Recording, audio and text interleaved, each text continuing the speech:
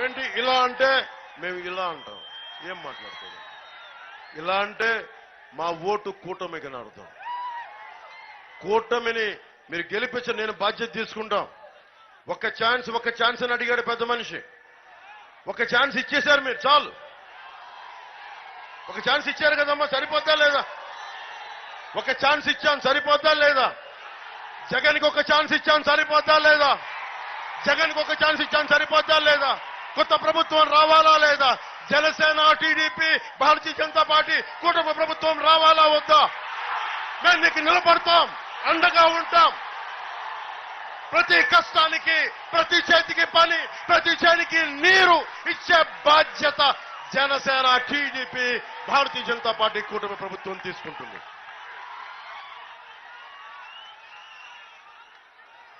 Nimmaka Jayadev, Nimmaka